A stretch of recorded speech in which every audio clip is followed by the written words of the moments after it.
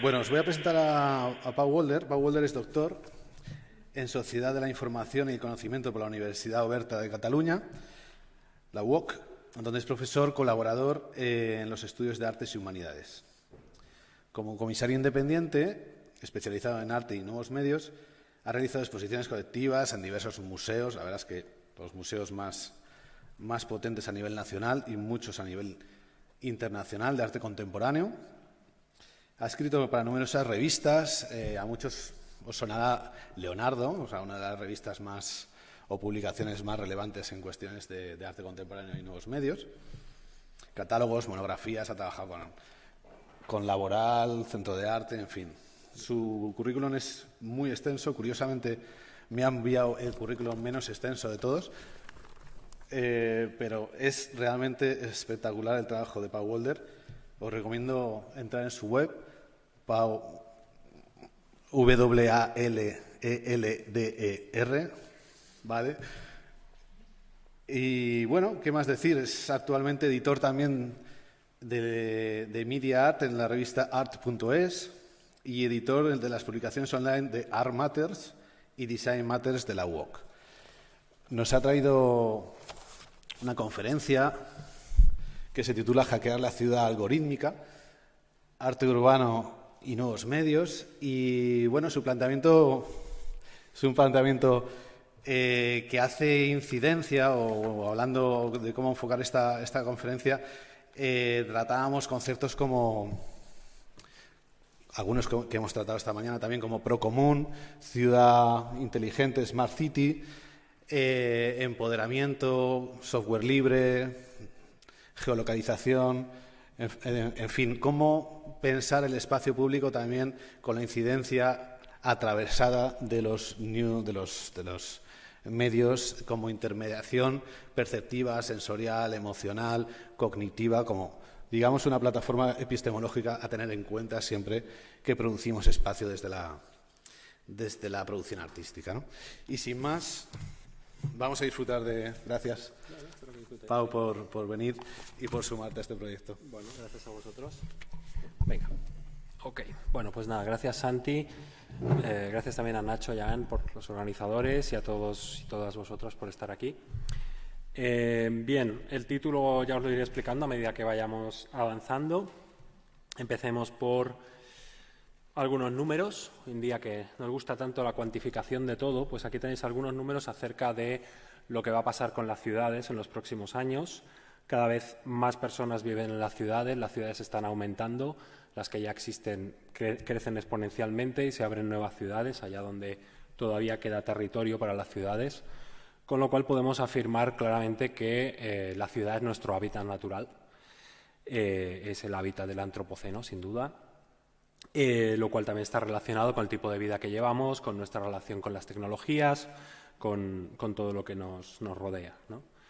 Y bueno, y el arte que hacemos hoy en día, nuestro hábitat de la ciudad, visto este contexto, casi podríamos decir, en cierto modo, que todo el arte que se produce hoy en día de una manera u otra es arte urbano, con lo cual ya hemos resuelto el título de este seminario, todo es arte urbano, porque de alguna u otra manera está influenciado por nuestra experiencia de la ciudad y el hecho de que vivimos en ella. Hay dos conceptos que quiero lanzar acerca de la ciudad, como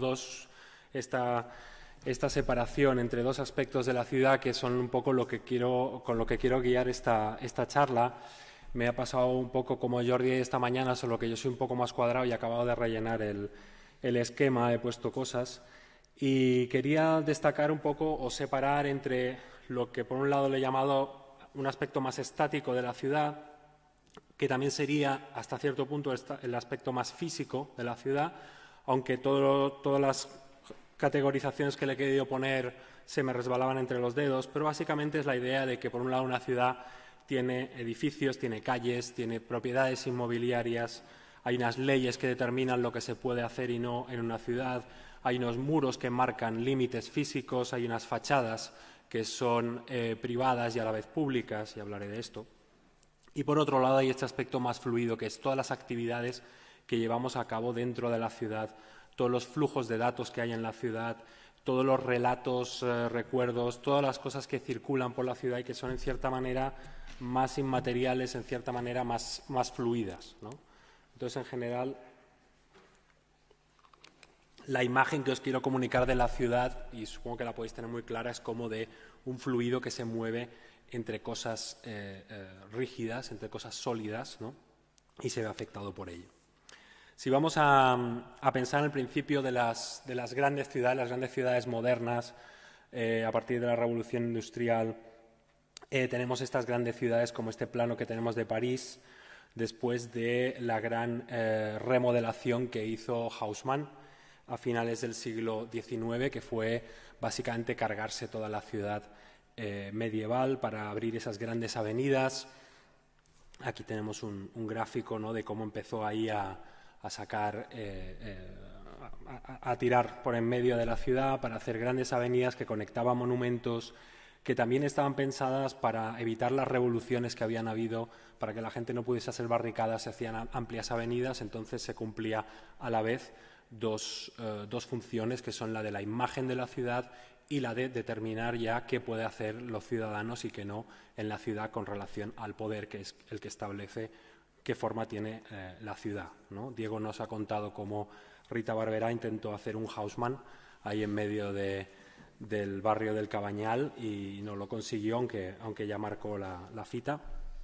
Entonces, esto también lo menciono como para incidir en esta idea que es la que os quiero comunicar, ¿no? Esta ciudad que ya se establece como algo que marca unas vías por las que se pueden ir, por las que se pueden hacer cosas, y contrapuesto a esto la idea, en este caso, en esta misma época, de el flaneur, aquí en esta cita que tengo de Charles Baudelaire, que habla un poco de esta idea de la persona que se mete en el bullicio, que sale, que pasea, que entra, como dice aquí, en la multitud como en un inmenso depósito de electricidad. Esta es un poco también la figura del artista o del pensador, la persona que ya no es el ciudadano que va del punto A al punto B, que va de casa a la fábrica, de la fábrica a casa, que va por donde vive, sino que se abstrae un poco de ese flujo y que lo observa. Esto es una clave que yo creo fundamental de este papel hacia la ciudad, el de pararse, el de sustraerse al flujo, el de no participar y observarlo. También hablaba de que los artistas tendrían que ser botánicos de la acera, ¿no? Entonces aplicar esa idea de visión científica y sobre todo, como digo, insisto mucho en el no participar del flujo, en estar a un lado, en observar, en igual cambiar el flujo o ir por otros lados o no dejarse llevar tanto por esos caminos ya marcados. La ciudad industrial claramente surge en torno, pues, a la fábrica, como nos señala aquí el sociólogo Lewis Mumford en el año 38, en este libro muy interesante llamado La cultura de las ciudades. Nos dice que la fábrica se convierte en el núcleo de este nuevo organismo urbano y que todo otro detalle de la vida se subordinaba a él, ¿no? No hay más que ver muchos planos de ciudades ideales de esta época, todo estaba ordenado en torno a la fábrica, porque básicamente el ciudadano, el habitante, tenía que ir, pues, de su casa a la fábrica y viceversa, ¿no? Y lo ilustro un poco, pues, con estas imágenes de Metrópolis de Fritz Lang del año 27, mostrando un poco como estas dos capas, ¿no? La capa de arriba es la ciudad moderna, dinámica, bonita, y debajo está la máquina, ¿no? La fábrica, toda la producción que hay, la infraestructura que sostiene todo esto. Y uso esta imagen para señalar un poco esta idea de lo que llamo como la ciudad máquina, ¿no? La ciudad como una máquina de producción, una máquina de organizar a la gente, de decir a la gente por dónde tiene que ir, qué tiene que hacer y siempre optimizado para la producción, ¿no? Para la producción, para la distribución, etcétera, ¿no? Entonces quiero un poco también que nos quedemos con esta idea, con esta imagen de la ciudad como una máquina, para pasar a la siguiente reflexión, que sería, esto es el plano de París moderno, de Google Maps, Y destacar aquí pues, un estudio muy conocido, que es el de los trayectos que hizo durante un año una chica que vivía en el distrito 16 de París.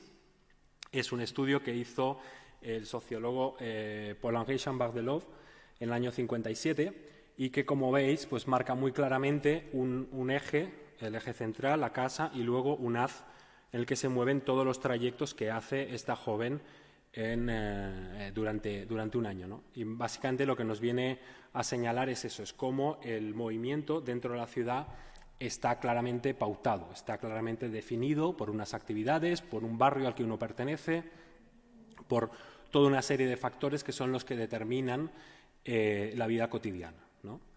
Chambard-Delove nos dice aquí esto, ¿no? Como el barrio urbano no está determinado solamente por estos factores geográficos y económicos, sino también por la imagen que se hacen los habitantes de este barrio, ¿no? Como uno se adhiere a determinados barrios, igual no visita según otros barrios, según la imagen que tiene de ellos. En definitiva, cómo uno queda adscrito a alguna zona, ¿no? Esto hay un intercambio en Twitter que salió hace tiempo, lo quería encontrar pero no lo encontré, que me gustó mucho, que era, si no recuerdo mal, un científico del MIT que decía, imagínate ahora con inteligencia artificial podremos averiguar qué títulos podrán sacar tus hijos, cuál será tu nivel económico, cuál será no sé qué, toda una serie de datos. Y otro le respondió, para eso me basta un código postal. Porque ya el código postal, el sitio donde vives, ya está determinando muchas cosas de lo que puedes hacer y lo que no puedes hacer.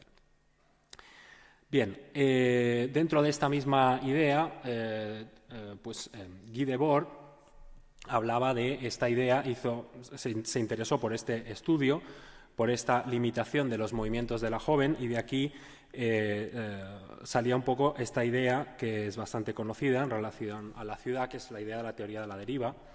Y esta idea, como hablaba un poco antes con el tema de Baudelaire, de sustraerse a ese flujo, a esas coordenadas que ya están marcadas y buscar de romper un poco el mapa, de buscar otras trayectorias, otras maneras de moverse, simplemente dejándose llevar por la ciudad. Aquí surge todo el tema del situacionismo y de cómo surge esta idea de que las ciudades tienen esos contornos psicogeográficos, esos vértices, esos lugares que disuaden o atraen a ir a determinados lugares, ¿no? Por tanto, cómo la ciudad nos está habitualmente llevando hacia un lugar o hacia otro, ¿no? Entonces, todo esto contribuye un poco a esta idea que decía, ¿no? De cómo la ciudad pues, es esta máquina de ordenar a la gente. En este sentido, también encuentro muy interesante mencionar el trabajo del escritor Georges Perec, que pues en estos años 60, 70 está escribiendo, y él le interesa mucho tanto la ciudad como la vida cotidiana, lo que él llama el infraordinario, ¿no? Todo lo que es lo más cotidiano, lo que no es relevante, y hace todo un estudio de la vida cotidiana a través de sus textos.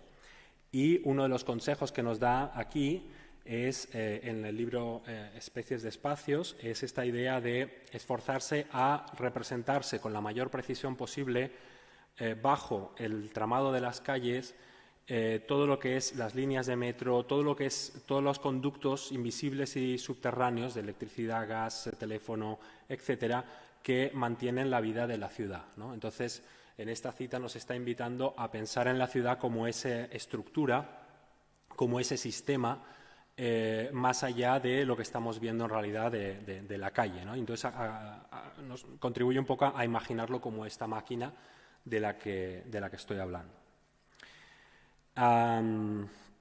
Perec lo que hacía era, no sé si habéis tenido ocasión de leer algunos de sus textos, como el intento de agotamiento de un lugar parisino, en el cual pues estuvo durante varios días sentado en un café tomando notas de todo lo que veía y simplemente haciendo un relato a partir de eso, simplemente la descripción de las cosas cotidianas que pasaban. Estaba realmente haciendo como un proceso de vigilancia, ¿no? de la calle.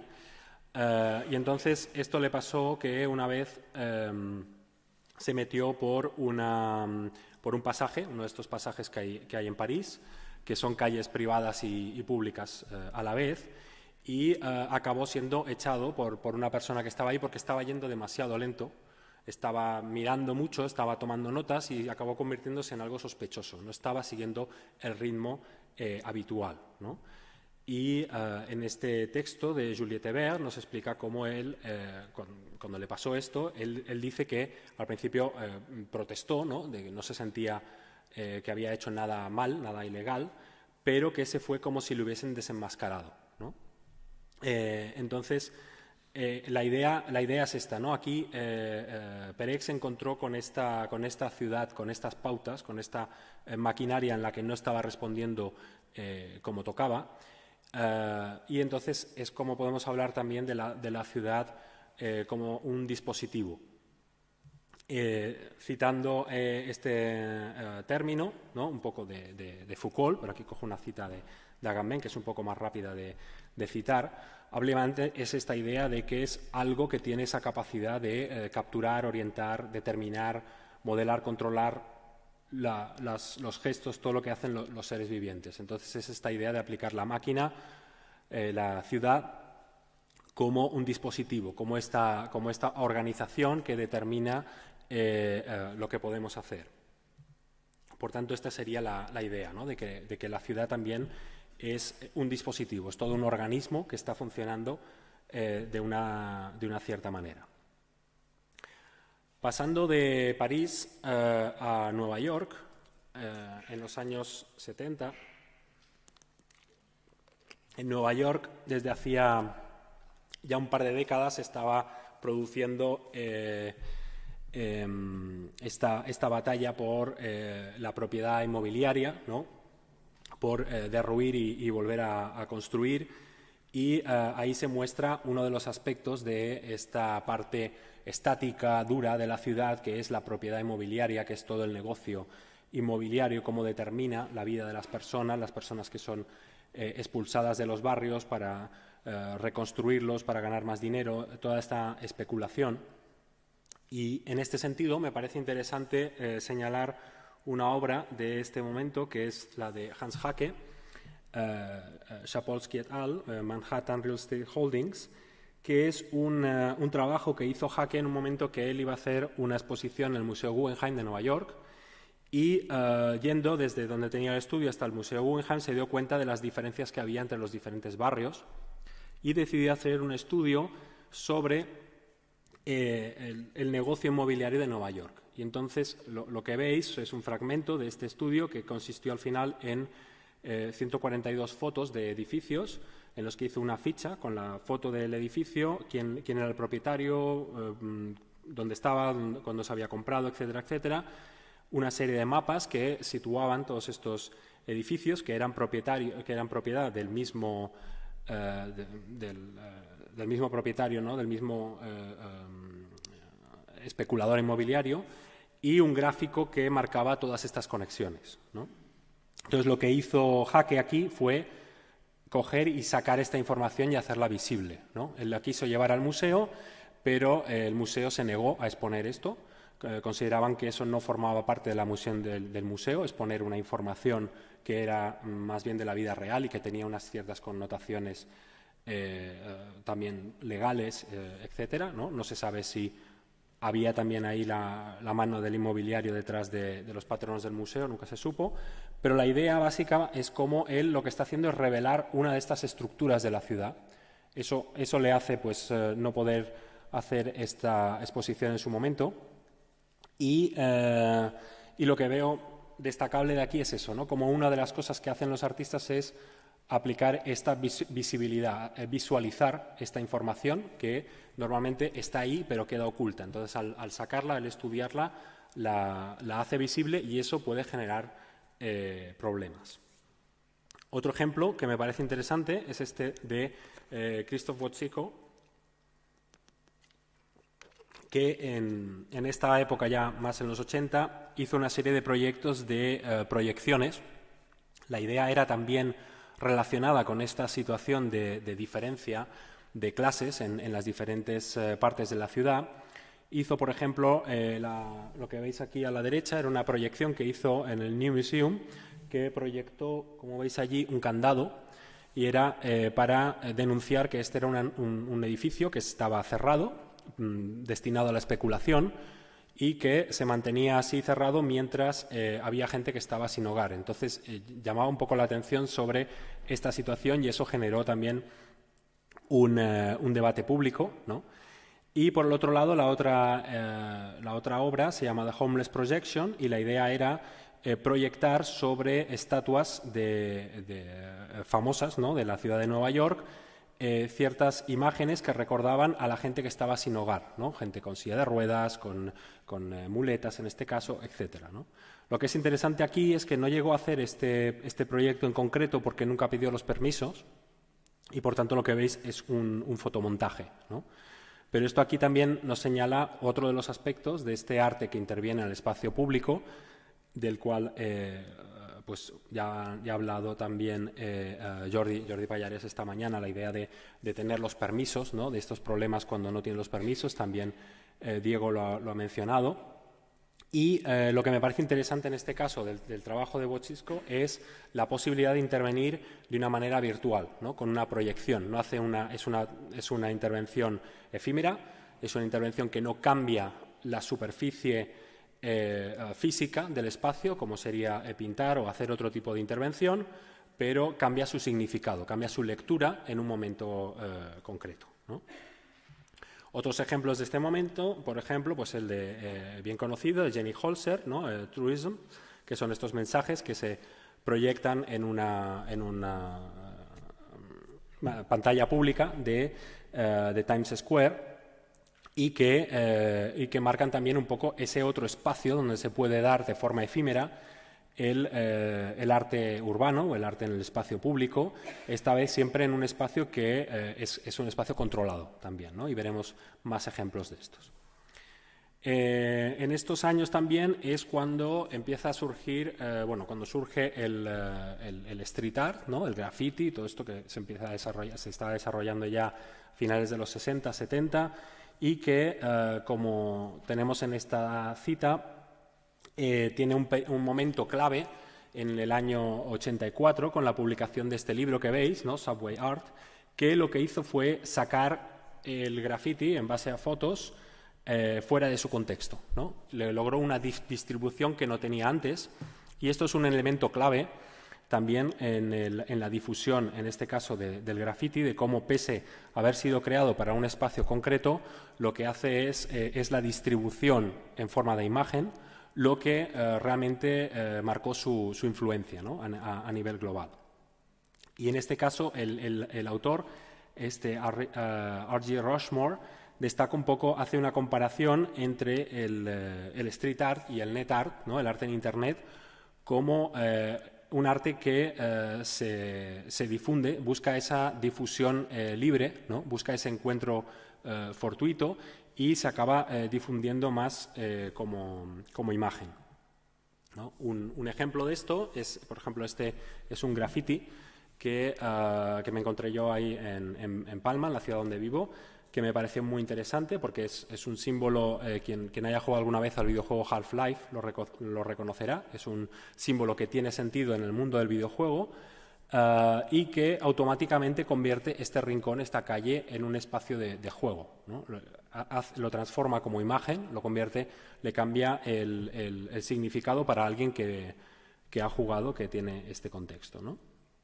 Pero entonces es lo que señala aquí Rushmore, que es que como el graffiti y el street art se interesaban inicialmente en conseguir la atención del público en el exterior, ¿no?, ahora acaba siendo la documentación la que se impone al propio trabajo, ¿no? Y por ello los artistas hoy en día pues están cada vez más cómodos en convertir su trabajo en algo que se pueda documentar, en algo que se pueda difundir y por tanto este arte en muchos casos pierde gran parte de su conexión con el espacio físico, se convierte en una imagen en aras de su difusión, ¿no? Que tenéis, pues, un ejemplo típico de Instagram. El otro efecto que tiene este arte que ha tenido, muy a pesar de los artistas, en el espacio de la ciudad, lógicamente se ha topado con la especulación inmobiliaria y ha acabado siendo reclamo para la venta de propiedad inmobiliaria, ¿no? Lo cual también ha generado pues bastantes desencuentros y ha llevado a algunos artistas incluso a borrar sus obras para evitar ser cómplices de una gentrificación, ¿no? Porque nos encontramos con esto dentro de este movimiento, de este control de la ciudad, ¿no? Que siempre está transformándose y sujeta a estos movimientos de especulación, pues expresiones que son en un principio pues espontáneas y que se ligan a un determinado espacio acaban siendo también mercantilizadas, acaban siendo utilizadas para esta misma especulación. Lo cual nos lleva un poco a esta situación que ya denunciaba Naomi Klein hace ya bastantes años, que es el hecho de que el espacio público se ha convertido mayoritariamente en un espacio comercial, ¿no? La mayoría de la actividad, igual que hemos estado hablando hasta ahora, de esa ciudad máquina que nos lleva de casa al trabajo y del trabajo al centro comercial o a la zona de tiendas. Entonces, convierte todos estos, lo que eran los espacios públicos, en espacios privados, ¿no? Que, como ella señala aquí también, en vez de ser espacios de discusión, de protesta, etcétera, son espacios de marketing y de consumo, ¿vale? Un ejemplo de esto lo tenemos en los centros comerciales y en el fenómeno de las flash mobs. Las flash mobs son un fenómeno que se puso de moda hace ya bastantes años también y que consistía básicamente en reunir a una multitud de gente, hacer una acción coordinada de manera medianamente espontánea en un lugar, comunicándose a través de las redes sociales, etcétera, ¿no? Esto empezó como una manera de encontrarse en la ciudad donde mucha gente está sola, hacer cosas en común, y era como una especie de actividad cultural. Acabó siendo absorbida por las marcas, por el marketing, y se acabó convirtiendo en acciones coreografiadas dentro de los centros comerciales, como esta flash mob que estáis viendo de la marca Gap en un centro comercial de Dubái, ¿no? Entonces es como un ejemplo de cómo una cosa, como todo queda absorbido, ¿no? por este entramado comercial y del marketing. Entonces, el otro aspecto importante de cómo se transforma el espacio público es el tema de las fachadas, ¿no? La fachada, como señala aquí el grupo de artistas VR Urban, es un espacio privado porque pertenece al edificio, es parte del edificio que es propiedad de alguien y por tanto tiene unos derechos sobre ello, pero también es un espacio público porque todos estamos expuestos a él. Entonces, ellos señalan en este aspecto que tenemos la proliferación de las fachadas digitales ha hecho que los edificios, las fachadas de los edificios se conviertan en pantallas también, en espacios de emitir imágenes, ¿no? Y esto también limita la posibilidad de los ciudadanos de responder a eso, ¿no? Esos mensajes que nos llegan a través de las pantallas pues se imponen un poco y al respecto la respuesta que ellos proponen, que sería esta actuación que os voy a mostrar, es básicamente como retomar la fachada, y para ello crearon un proyecto artístico que consistía en esto que veis aquí. Es como una especie de tirachinas con unos botones en el cual tú podías escribir un mensaje y luego estirabas el tirachinas, apuntabas hacia la pared, ¿no? Como veis tiene un láser y había una proyección, y cuando soltabas pues tu mensaje aparecía como una mancha de pintura en la pared, ¿no? Era un poco una idea de intervención efímera con toda esa lenguaje, toda esa simbología, ¿no? De la revuelta, de la rebeldía, ¿no? del tirachinas, de la acción, el tirar pintura, etcétera, ¿no? Entonces se convierte en eso. Es más bien un acto simbólico, ¿no? Una manera de reclamar el espacio que, lógicamente, es efímero y que bueno, requiere una serie de equipamientos, ¿no? Que la mayoría de veces pues, se pueden dar gracias a que esto se hace dentro de algún tipo de evento, digamos, cultural. Vale.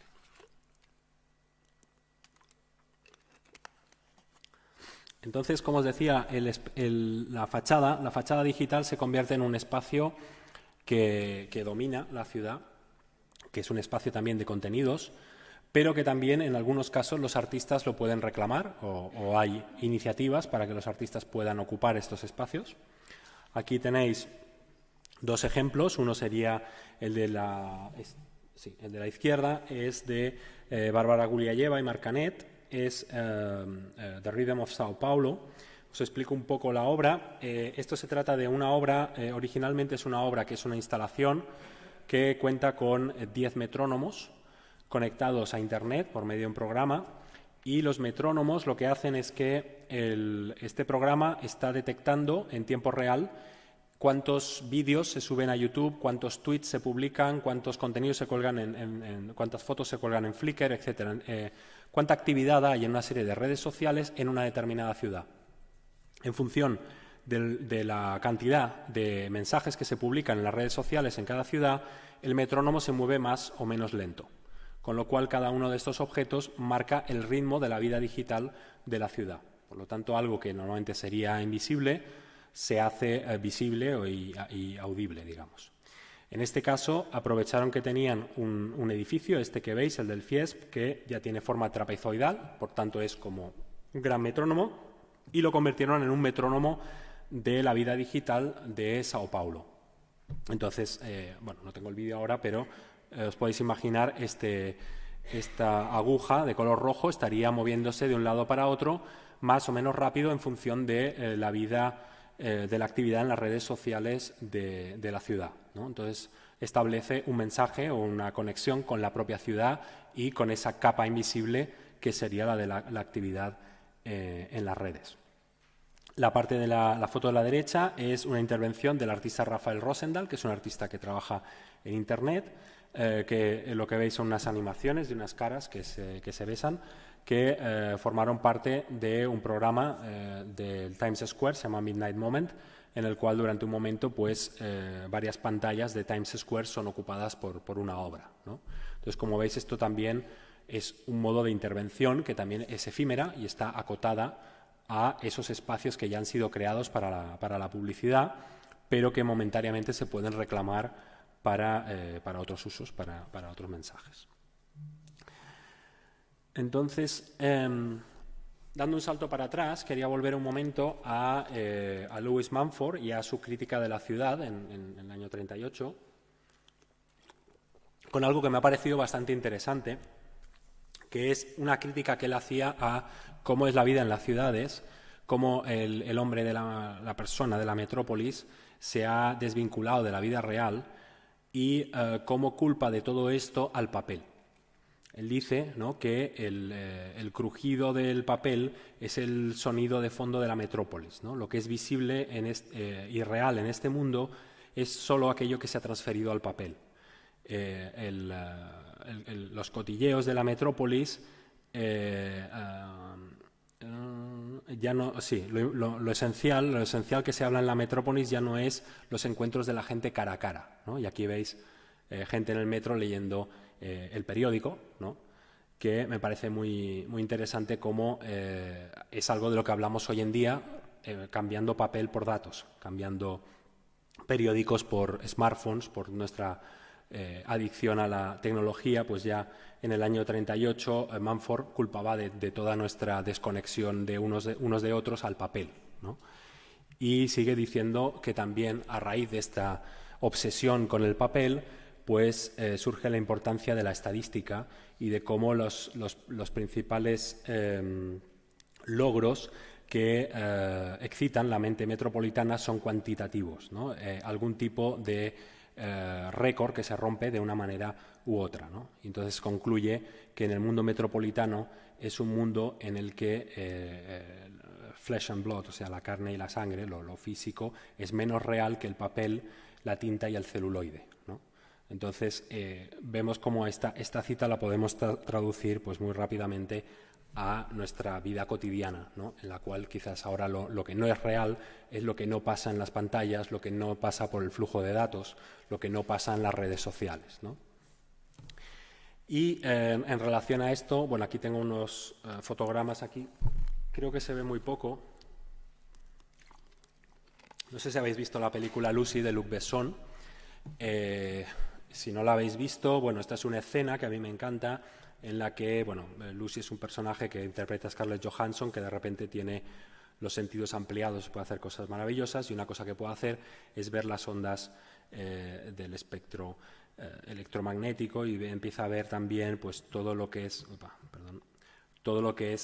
las conexiones de datos que hay en la ciudad, ¿no? Entonces, en esta foto anterior se ve por ahí un hilillo que sale del teléfono de este señor que habla, y luego vemos la ciudad como ese montón de datos que suben y bajan todo el tiempo, ¿no?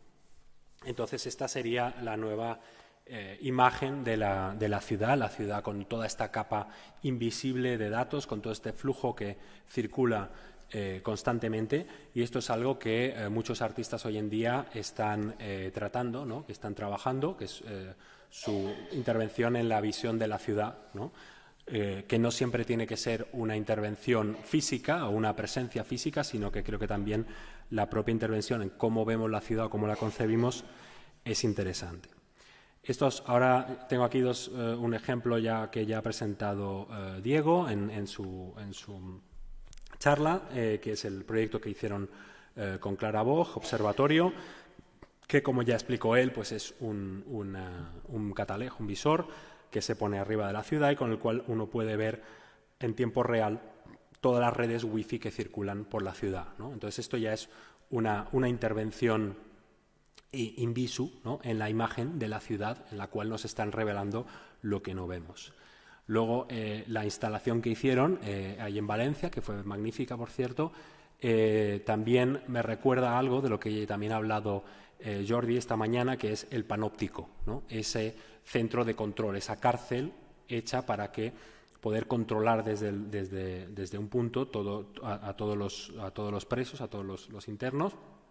Pues esta exposición también se configura un poco como esa panorámica, que también es como un centro de control de la ciudad, y nos habla un poco también de esa idea de la ciudad bajo control, ¿no? De cómo ahora, con las tecnologías, con todas las tecnologías de vigilancia que hay, podemos establecer un control mucho más directo sobre la ciudad.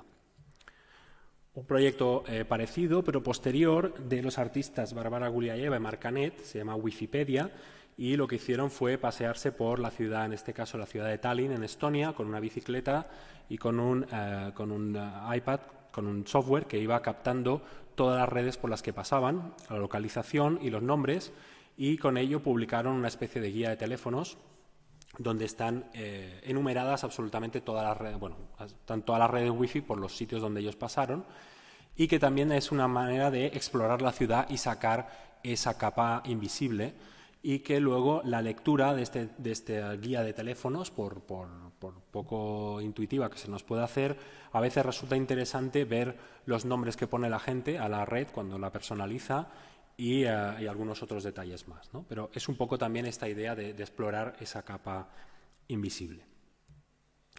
Otro artista que ha trabajado en este sentido es Aram Bartol. Es un artista que ha trabajado mucho con la relación entre el espacio virtual y el espacio real, y con la vida en la ciudad mediada por nuestra relación con las tecnologías. Esta imagen que veis es de un taller que hizo, se llama Drawing the Internet, y en el que los alumnos iban captando las redes wifi que había cerca y las contraseñas, y las iban dibujando con tiza en la calle, ¿no? Nuevamente, pues haciendo visible esto que es visible, y entrando en contacto esta red wifi que es de tu casa, que es privada, con el espacio público. En el mismo sentido, otro proyecto que ya presentó Diego, por tanto también paso rápido, pues las calles habladas, pues hace otra vez lo mismo, coge esta capa invisible, en este caso la sonoriza, la convierte en un discurso continuo de toda la información que hay en Internet acerca de el lugar en el que estamos, geográficamente situados. Aquí está el vídeo que él ya lo mostró, no voy a mostrar. Y otro aspecto también muy interesante de esta relación entre el espacio virtual y el espacio físico, es este proyecto del artista Paolo Cirio, Street Ghost, que lo que hace él es pasearse por Google Street View, y como sabéis, cuando vais por Google Street View, pues el coche pasa por las calles y va captando a la gente que va por la calle. Entonces él lo que hizo, si os fijáis aquí, la chica de la derecha está cogida de una imagen de Google Street View, él coge la imagen, la amplía a tamaño natural, la recorta y la pega en el mismo sitio físico donde se produjo la fotografía, ¿no? Con lo cual crea una relación entre a esta persona, le han robado su presencia física, ¿no?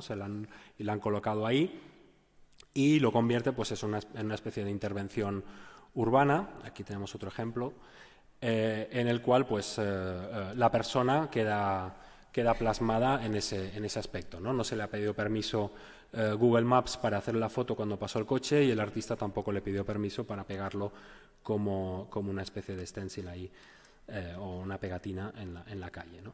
También eso me parece interesante de la idea del doble, ¿no? Del hecho de que tenemos un doble en las redes, tenemos una presencia doble en cómo somos captados, y este artista pues en este proyecto la hace manifiesta, ¿no? La pone allí en la calle. Igual si es una persona que vive en esta zona, pues igual se puede encontrar a sí mismo o a sí misma de repente convertido en una intervención mural, y por tanto más consciente aún de cómo ha sido captado, de cómo se le ha pillado, ¿no? Bien, otro proyecto también muy interesante, que aquí me introduce otro tema, también de Aram Bartol, es este que veis aquí, se llama MAP, y es un proyecto que empieza a desarrollar en 2006 y que ha ido desarrollando desde entonces, y que se trata de coger el famoso marcador de Google Maps que marca el centro de una ciudad. Ahora ya ha cambiado esto, pero antiguamente cuando uno iba a Google Maps y buscaba una ciudad, aparecía un marcador que Google situaba en lo que consideraba el centro de la ciudad, que era como un punto central del área metropolitana.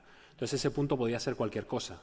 Era un punto puramente marcado por Google Maps, que no tenía ninguna relación con cómo funciona la ciudad, cuáles son sus ejes, sus monumentos o sus centros principales. Y entonces la idea un poco era poner en relación estas dos realidades, ¿no? Y mostrar la presencia física de ese marcador, de esa manera en que Google Maps ha cartografiado esta ciudad y ha definido cuál es su centro. Bien, lo que es interesante cuando Bartol empieza a exponer esta obra, por supuesto, es una intervención urbana, es una obra de arte, que es encargada por centros de arte, por tanto forma parte de la programación de un centro de arte, y los centros de arte lo que hacen con la pieza es acercarla a su territorio. La pieza deja de estar representando ese lugar geográfico y, por ejemplo, en este caso en Kassel, pues se acerca al centro neurálgico de Kassel, al sitio donde va a ser vista, al sitio donde está más cerca del centro artístico, ¿no? Entonces me parece interesante en este sentido cómo también en el mundo del arte tiene esa especie de magnetismo, ¿no? Como tiene que atraer las piezas hacia sí, en particular los museos, ¿no? Y cómo eso también es una de esas fuerzas que intervienen en la ciudad.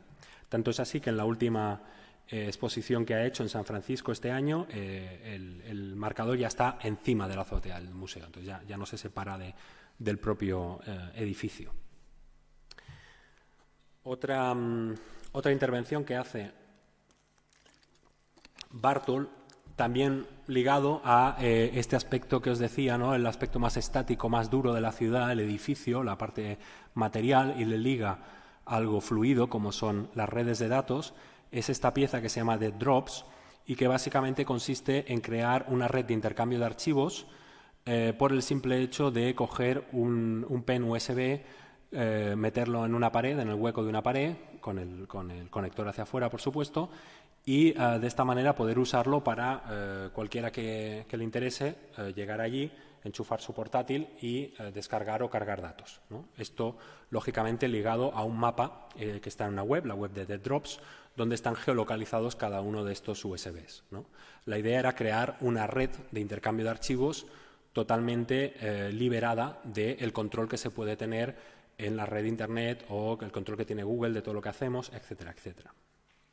A esto le suma una versión que me parece sumamente interesante, que es la de abajo, que es que en un museo, si no recuerdo mal, era el Museo de la Imagen en Movimiento, crean una exposición como una selección de artistas y insertan un grabador de DVDs en la misma fachada del edificio, con una ranura, de manera que uno puede meter un DVD dentro de la fachada del edificio y se graba con una selección de obras y luego obtiene las obras de esa exposición, ¿no? Entonces el propio edificio, el propio museo, se convierte en suministrador de esos contenidos, ¿no?, de arte, ya desde la propia fachada, ¿no? La propia fachada te está escupiendo el CD con los datos, ¿no? Entonces, esto también para daros un ejemplo de esta posible relación con los espacios físicos.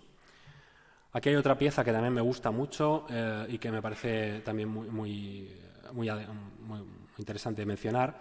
Esto que veis es el HEC, la Casa de Artes Electrónicas de Basel. Es un centro de arte dedicado al arte digital, arte de nuevos medios, en Basilea, que se fabricó, se construyó en una zona nueva, por tanto, en toda una remodelación, y contiene esta intervención del grupo de artistas Mediengruppe Bitnik, que, si os fijáis bien lo que veis en la foto de la izquierda, si os fijáis, las columnas están desencajadas. Es como si la foto se hubiese cargado mal, ¿no? Es como si hubiese un glitch. Pero esto está hecho a nivel arquitectónico. Si miráis la foto del lado, veréis que el tubo está cortado, ¿no? Y las barandillas también, todo está soldado con ese efecto, ¿vale? Entonces, el edificio es realmente así. Es un edificio torcido, ¿no? Han hecho una parte torcida para recrear lo que sería el fallo de un archivo digital, pero en la propia espacio físico, ¿no?, en la propia naturaleza física del edificio, ¿no? Con lo cual es una integración total de esta fluidez del dato con la estabilidad, la solidez del edificio. Vale.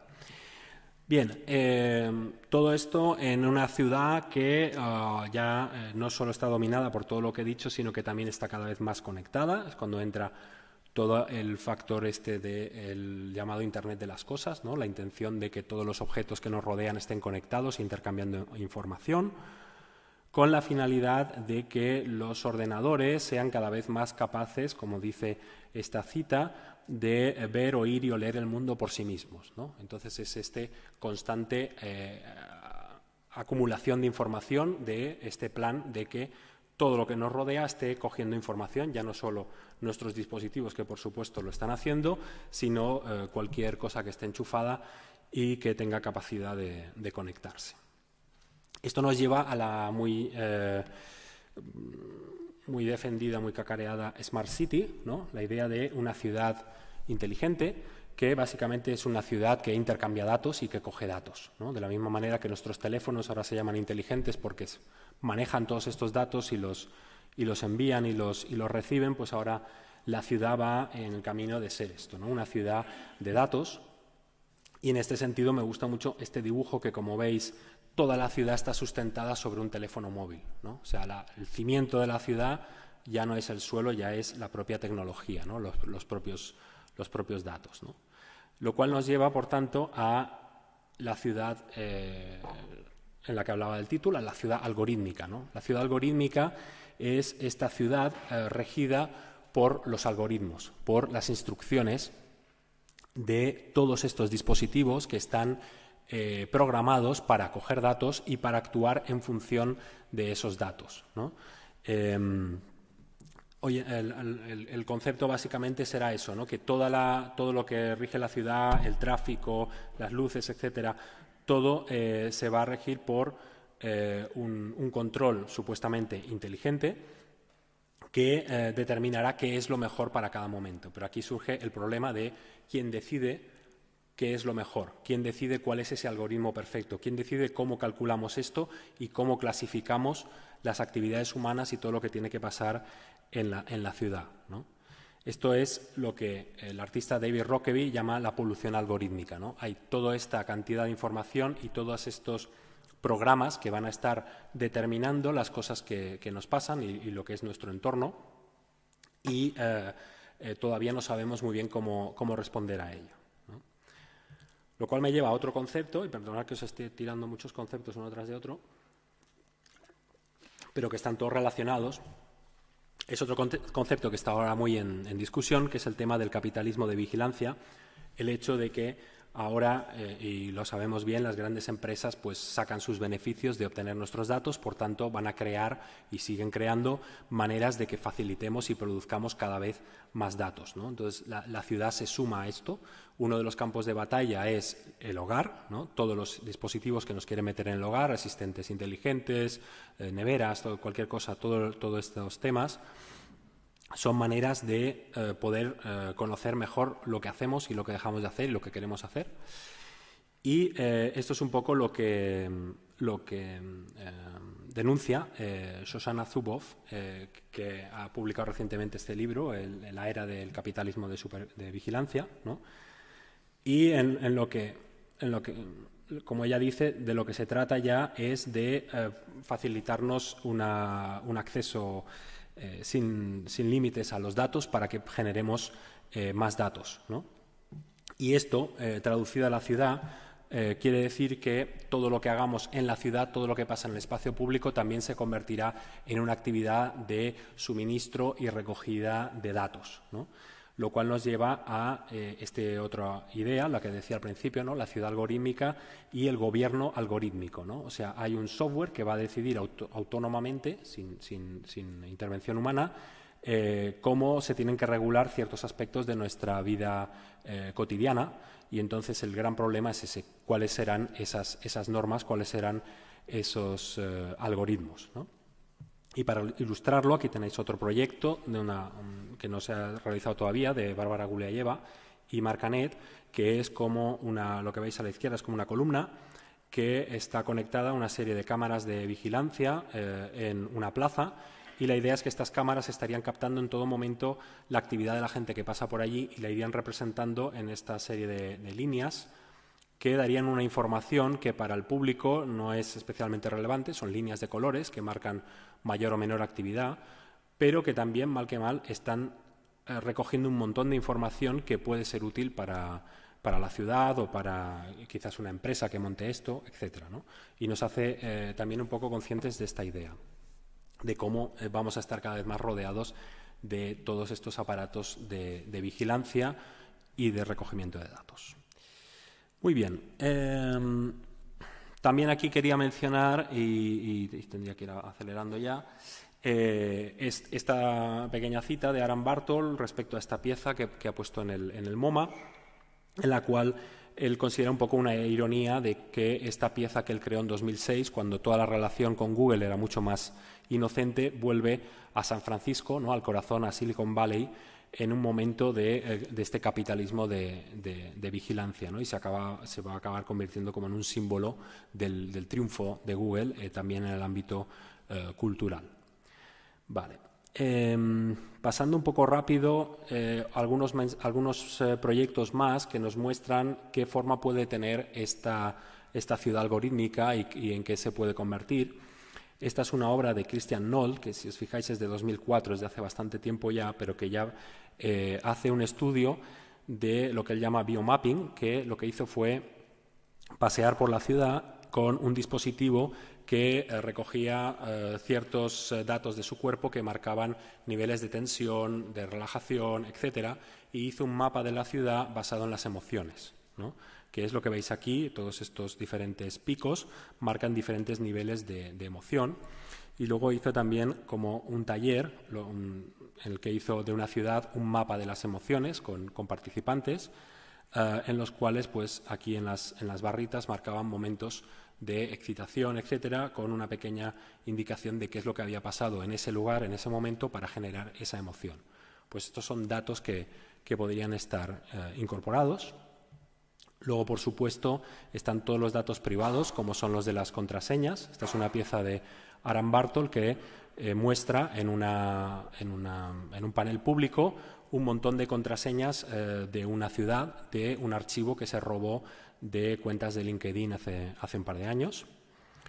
O esta otra pieza también en la que hizo pues una intervención en Denver, ¿no? En una plaza, ahí pintado con tiza, como veis en el suelo, la contraseña más utilizada por los ciudadanos de Denver cuando usan una página web, que es Denver 123.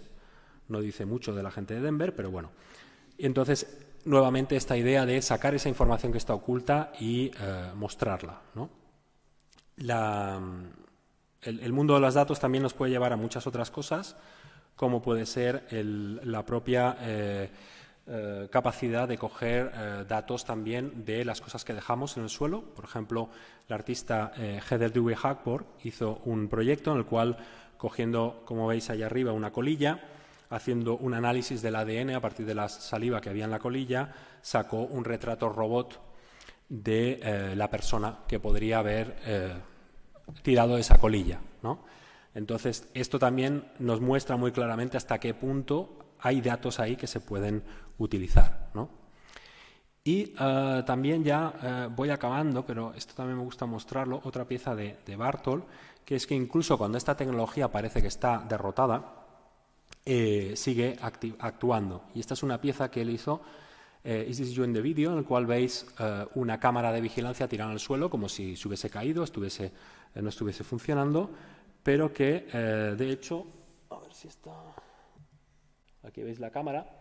Como la cámara está equipada con un sistema de reconocimiento por ordenador, puede seguir a las personas. Entonces, bueno, ahora la veis ahí un poco quieta, pero cuando empieza a ver algo que se mueve, se gira, hace zoom. Ahí está captando al fotógrafo. Entonces, es interesante ver cómo esta pieza que parece ahí inerte, luego tiene un comportamiento que muy bien parece vivo, ¿no? En fin. Bueno, es un ejemplo de esta tecnología que no se puede derrotar. Bien, acabando, y voy acabando, pero es que me he pasado con los ejemplos. Pero esto lo quiero mostrar también. Este es un proyecto que se hizo, Snapchat, que ya conocéis bien, lanzó en 2007 un proyecto con el famoso artista Jeff Koons para geolocalizar una serie de esculturas famosas de Jeff Koons en diversas plazas de diversas ciudades a modo de escultura pública virtual, ¿no? Estas piezas, como este perrito que veis, se podía ver solamente a través de la aplicación de realidad aumentada de Snapchat, y como veis en las fotos de los lados, de un vídeo promocional, pues toda la gente se supone que se reúne alrededor de esta pieza apuntando el teléfono hacia el vacío para ver la pieza de Koons, ¿no? Lo cual también es claramente una invasión del espacio urbano por medio del espacio público, por medio de una empresa que se quiere promocionar, y tuvo una inmediata respuesta de un grupo de artistas que crearon su versión vandalizada del perrito de Koons, con otra aplicación de realidad aumentada que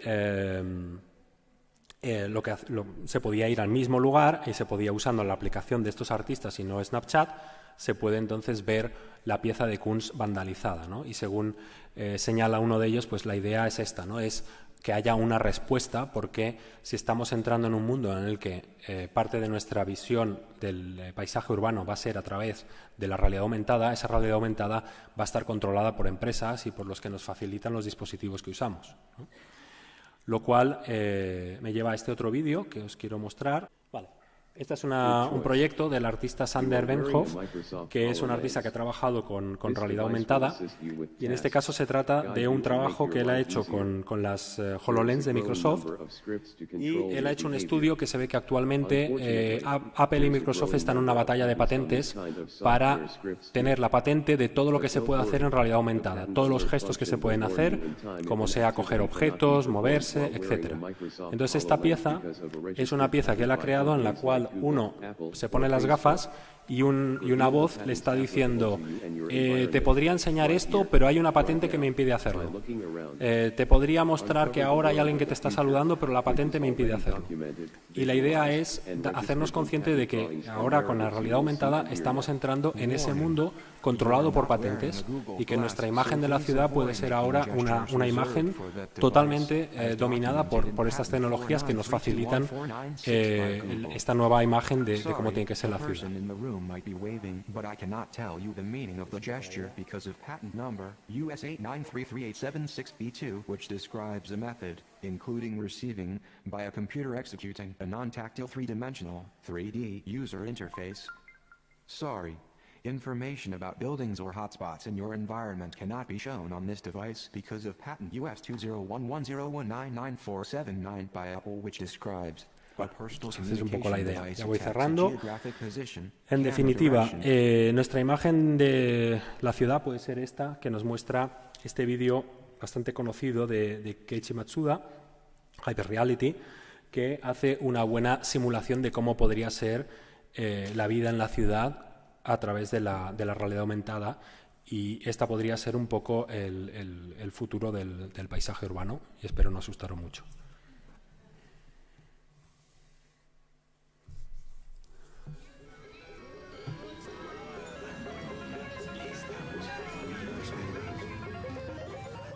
Bueno, lo dejo de fondo y nada, gracias por haberme escuchado.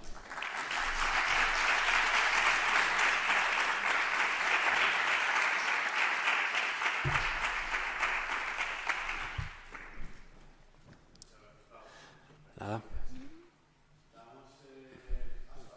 Bueno, aquí me he centrado sobre todo en estos temas más urbanos, por tanto no hay tanto tema así sobre sostenibilidad o esto.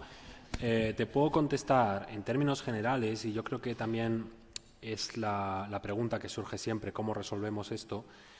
Claro, el arte lo que puede hacer es, ya, en mi opinión, es incitar a la reflexión, ¿no? Llamar la atención sobre ciertas cosas para que reflexionemos. Los artistas no pueden tampoco darnos la solución, porque, por ejemplo, nadie tiene la solución a la ciudad algorítmica, por decirlo así, ¿no? O nadie tiene una solución a esto. Lo que pasa es que hay cosas que si no reflexionamos sobre ellas nos van a caer encima, y de hecho lo que nos pasa con la tecnología es esto, que avanza con tanta rapidez que no tenemos el marco cultural para observarla. Simplemente vamos absorbiendo todo, y durante décadas hemos estado absorbiendo el discurso este de Silicon Valley, que es hiperpositivista, hiperoptimista, de vamos a cambiar el mundo con una app. Ahora ya no nos lo creemos esto, ahora ya hemos entrado en una fase más crítica, ¿no? Y bueno, los artistas nos ayudan a reflexionar sobre esto. Bueno, aquí ya tenéis los títulos de crédito. Los artistas nos ayudan a reflexionar sobre esto, a crear ese marco, a crear ese espacio de reflexión, y luego a partir de ahí ya estamos hablando de para mí otro nivel, que ya sería, no sé, pues el del activismo o el de, bueno, pero yo creo que básicamente la función del arte es la toma de conciencia, ¿no? La reflexión. Gracias.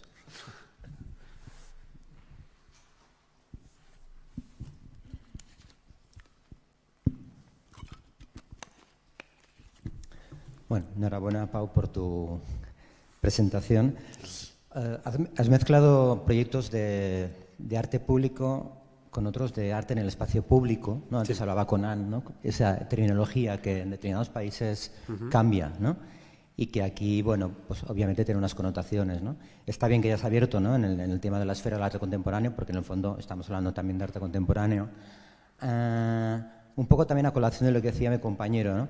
Que tampoco es una novedad, porque al final cuando uno interviene en el espacio público, como decíamos esta mañana, busca más preguntas que quizás respuestas para que reflexione, ¿no? Pero un poco compartir contigo, o qué es lo que te opinas cuando realmente esas reflexiones que pasan, en este caso, ¿no? Por las nuevas tecnologías, muchas de ellas sí o sí, porque están ahí y nos preocupan y nos interesan a la vez, ¿hasta qué punto son posibles cuando están tan integradas en la vida cotidiana que pasan por un mensaje más, ¿no? O sea, hablamos antes, veía las intervenciones a gran escala, ¿no? Por ejemplo, de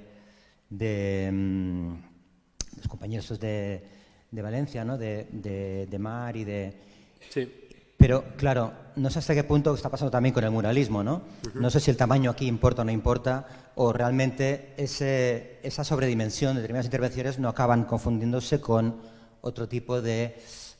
con mucha facilidad de información más publicitaria, porque al final son obras que si uno no sabe exactamente lo que está reflexionando ahí atrás, ¿no? En el caso, por ejemplo, del metrónomo, ¿no? Sí. Esa información que tú has añadido, que en el espacio público se puede llegar a perder, porque consumimos tantísimas cosas, entonces la reflexión realmente ¿dónde queda, ¿no? ¿O qué posibilidad tenemos ahí para realmente poner eso sobre la mesa? Sí, es una buena pregunta. Yo cada vez reflexiono más sobre este tema, ¿no? Porque también pasa con el arte interactivo, por ejemplo, se hace en espacios públicos, pero hay agencias de publicidad que copian lo que hacen los artistas, lo hacen también, pero luego anunciando un yogur o un zumo o lo que sea, y entonces, claro, ya se crea esa confusión entre qué es una cosa u otra. Incluso ahora viendo las diapositivas me doy cuenta que al final la obra se convierte en obra cuando se descontextualiza y se muestra como una imagen. Lo mismo que le ha pasado al street art, le pasa a muchas de estas obras, y es lo que tú has dicho. La pieza esta del metrónomo, estoy convencidísimo que la mayoría de la gente que pasó por la Avenida Paulista vio aquello, una cosa que se movía. Igual, si están familiarizados con que ese centro hacía cosas de arte, dijo, bueno, tiene que ser algo de arte, pero, ¿sabes? Era otra cosa más de ese paisaje urbano en el que estábamos ya saturados de estímulos. Y cuando se convierte en objeto de reflexión es cuando lo sacas y lo muestras en otro contexto o cuando lo explicas, etcétera, ¿no? Pero yo creo que estamos en esa situación, y yo creo que también es lo que le está pasando a todo el arte mural, street art, etcétera. Coge una dimensión diferente cuando se traslada, y es lo que está pasando ahora con muchos artistas. Ya no piensan en la obra solamente in situ, sino como documentación. Hay muchos artistas que incluso crean obras para la galería que están pensadas para ser vistas en la web de la galería. Porque la realidad es que el 90% del arte que vemos lo vemos a través de una pantalla, por más que vayamos a exposiciones, porque primero lo vemos, lo recibimos en Instagram, nos lo envían, lo vemos en newsletters, lo vemos en webs, etcétera, ¿no? Eso está ahí, esa difusión está ahí. Entonces, ahora yo creo que es lo que nos está pasando, que muchas veces la obra se convierte en obra cuando es documentación, ¿verdad? Entonces entramos en una gran paradoja, ¿no? Porque al final Sí. algo que irrumpe en el espacio público y quiere acercarse a la ciudadanía acaba convirtiéndose en algo muy, muy residual de alguien que quiere ver eso y que lo va a encontrar como documentación dentro de lo que lo legitima como arte contemporáneo, online o presencialmente en un museo, ¿no? Entonces es realmente algo peculiar, ¿no? Es que además yo pienso que en el arte tenemos una relación hacia la sociedad que es más bien arrogante. Esperamos que la sociedad acepte las obras de arte, las admire, las entienda inmediatamente, y cuando tú sacas la obra de arte del contexto del arte, está ahí, está a la intemperie. Y entonces está en un contexto que no lo hemos creado, no hemos diseñado alrededor, y cuando una obra se parece a un objeto cotidiano o se integra en algo cotidiano, ya es cotidianidad. Entonces ahí o añades el discurso o lo señalas o lo marcas. Cualquier intervención bienal, etcétera, está llena de marcadores visuales que nos dicen aquí hay una obra, aquí hay otra obra, porque si no, desaparece. Y me parece que es lo que tiene que ser, porque vamos todos contentos diciendo vamos a integrar la obra de arte en la vida cotidiana, pero la vida cotidiana es mucho más potente que la obra de arte, ¿no? Pasan muchas cosas y la gente tiene otras cosas en las que pensar. Entonces nos pasa eso, que muchas veces puede desaparecer como obra de arte, ¿no? Se integra y ya está. Por eso también el arte público muchas veces es muy grande o muy raro. De alguna manera tiene que llamar la atención, escapar a la cotidianidad, si no se funde con la cotidianidad, que puede también ser una misión, ¿no? Igual que como ese graffiti que yo he mostrado, no es que sea espectacular, pero está ahí. A mí me ha llegado, a otra persona ni siquiera lo habrá visto. Pues bueno, también está bien. Recurrimos a la mediación, ¿no? Como parte fundamental también, ¿no? Y no deja de lo que decías tú, ¿no? Esa arrogancia pasa también por una cierta perversión, porque al final el artista intenta como reeducar, ¿no? O en cierta manera, ¿no? Al ciudadano. Sí. Gracias. A ti.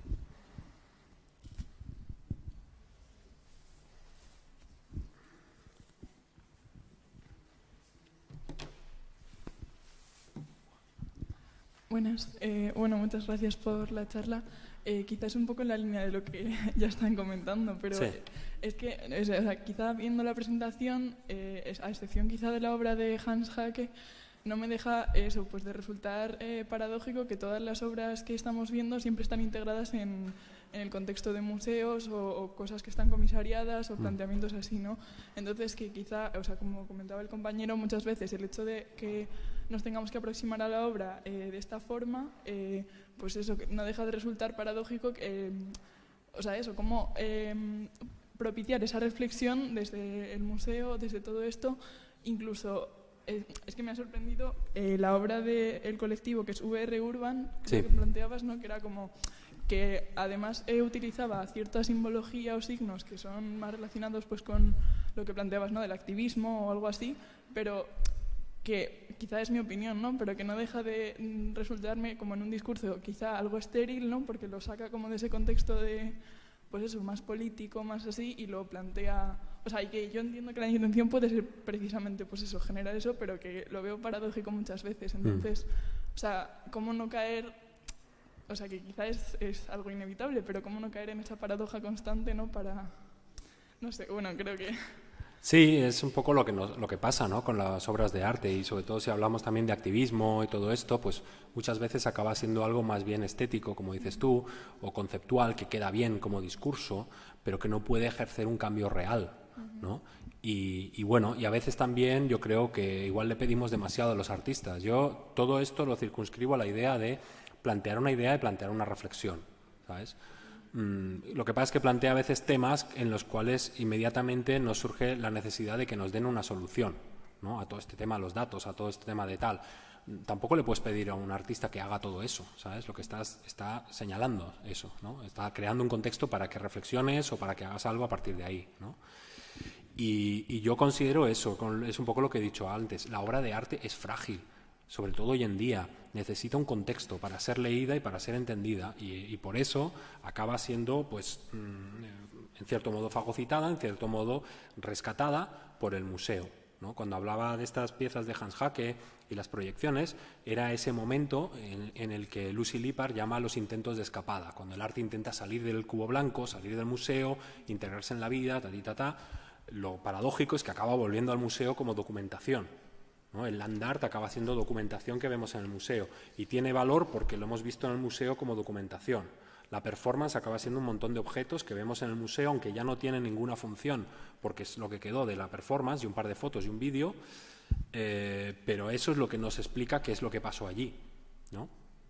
Y es un poco la situación que tenemos. Y todo esto pues actúa un poco en el mismo sentido, ¿no? Y en el arte que trabaja con nuevas tecnologías hay que tener también muy en cuenta el contexto concreto, ¿no? Esta pieza del tirachinas, cuando yo la mostré, tuve la ocasión de mostrarla en una ocasión y era poco después de que se había lanzado, era un momento en que esto era como wow, ¿sabes? No se veía, ¿no? Era algo nuevo, era algo tal. Ahora ya no es tan nuevo y pasa con muchas obras de nuevas tecnologías, pero era como, venga, estamos probando otra manera de interactuar, otra manera de hacer algo. Es un poco, ¿sabes? Vamos a ver. Que luego no llega a tener un discurso muy profundo, que luego no llega a ser tal, bueno, tampoco pretende ser una obra maestra, es una de los proyectos, es una de las múltiples maneras en que se trabaja con esto, ¿sabes? Entonces, bueno, así es como vamos. Gracias.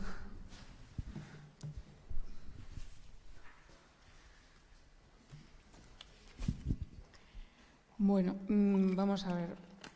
Yo creo que por una parte se están poniendo en el mismo nivel algunas cosas que quizá van por separado. Lógicamente, los museos son los sitios en donde se guarda todo aquello que ha sido interesante para una generación o para muchas, pero todo está fuera de contexto. O sea, en los museos nada está dentro de su contexto. Se supone que todo lo que hay en los museos sirve para investigar, para estudiar, para guardar todos esos rastros que vamos dejando dentro de una generación. Yo lo que me pregunto es, ¿dónde está el límite de lo artístico y de esa investigación que debería progresar de otra manera? O sea, porque se queda documentado, en los museos está la documentación, pero realmente hay cosas que están clamando tan al cielo, ¿no?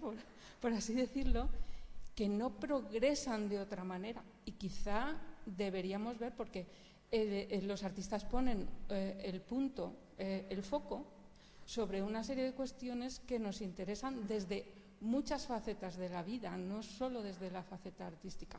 Entonces, esa progresión no sé por dónde va. Pero, perdóname, cuando dices progresión, ¿me puedes dar algún ejemplo un poco más concreto para situarme? Porque no acabo de... Bueno, si hablamos de activismo, estamos hablando de una denuncia artística que tiene que ver con la vida social. Si hablamos, por ejemplo, es que no quiero mencionar a ningún artista, pero si hablamos de algún artista que está denunciando pues algún partido político, algún justicia, político porque ha hecho algo mal y tal, no sé qué, bueno, estamos viendo que es una denuncia artística y quizá, bueno, como son artistas no tiene ninguna importancia. No veo que progrese. Creo que por ahí sí es verdad que el artista está viendo que existen unos flecos en la sociedad que está denunciando de una forma artística, pero quizá también por ser artista tampoco tiene tanta atención como debería porque es artista. Entonces, no progresan, por otro lado. Esas investigaciones que se inician no llevan a ningún sitio. Bueno, es lo que decía antes. Yo creo que todo se circunscribe al ámbito del pensamiento, de generar ese pensamiento, porque es como esto, ¿no? Si, por ejemplo, este ejemplo que os di de Hans Haacke, ¿no? Pues él hizo una pequeña investigación, la mostró, la quería llevar al museo. Yo creo que era importante en cuanto hacía una visibilización en un contexto como es el del museo, en que la gente va a ver, va a recibir un mensaje, ¿no? Yo creo que ese es el poder del arte, pero un artista que denuncia un hecho o que habla de algo que es de la vida cotidiana o esto, o un tema político, luego, claro, hay un límite en el que luego ya, por ejemplo, la investigación más allá ya sería periodismo de investigación, o la acción más allá ya sería la de un partido político, ¿no? Entonces ya estamos hablando de otras esferas en las cuales un artista puede participar o no.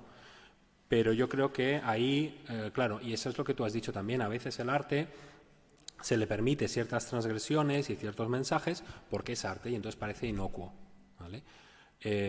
Yo creo que no es inocuo en el sentido en que crea ideas, pero no se le puede pedir mucho más, porque ya lo demás ya se le pide, pues lo que digo, o a un periodista de investigación, o a la policía, o a, ¿sabes?, o a partidos políticos, o lo que sea. Ya es, para mí es otra esfera más allá, que no se puede exigir al arte que llegue a todo. Bien, realmente, si el mundo del arte, el mundo el papel de los artistas de cada generación es el llamar la atención sobre problemas que son como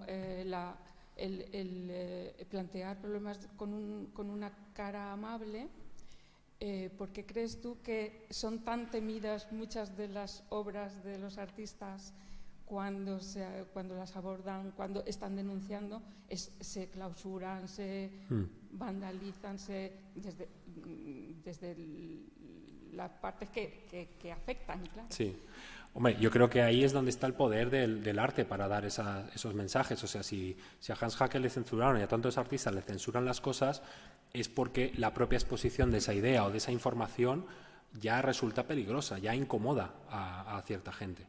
Y entonces, claro, ahí quiere decir que no es simplemente algo bonito o algo que nadie le presta atención. Es algo que tiene una capacidad de generar una acción, aunque sea posterior. Ella genera una acción de pensamiento y eso va a generar una acción posterior. Por ejemplo, la proyección del New Museum con el candado en ese edificio hizo generar un movimiento de opinión pública, de hablar de esto y llegó a generar algún cambio real. Entonces sí que hay ese poder, porque además la ventaja que tiene el arte es que socialmente está determinada dentro de la sociedad como esa cosa que hay que mirar, esa cosa que nos da un mensaje importante, ¿vale? Lo cual también genera todas las polémicas que ha habido a lo largo de la historia del arte cuando un pintor impresionista dejaba de pintar como los otros y tal, y entonces la gente se empezaba a llevar las manos de la cabeza. Esto no puede ser arte, porque como tenemos esa percepción del arte que es valorativa, que no es descriptiva, entonces cuando nos dicen esto es una obra de arte es como, esto lo tengo que ver.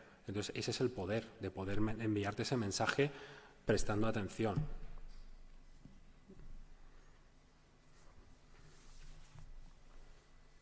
Me tenéis aquí teorizando a lo bestia, ¿eh? Bueno, la idea era a las 6 empezar una mesa redonda, que en realidad, bueno, casi hemos empezado ya. Os hago partícipes, si queréis, a los 4 ponentes de la mesa redonda, como partícipes y bueno, si queréis empezamos ya la mesa redonda con Nacho Rodríguez, os presento. ¿Me puedo ir ya? ¿Te puedes quedar si quieres? No, que ya he capitalizado bastante esto. O sea, gracias, que vamos a está. aplaudir. Venga, gracias.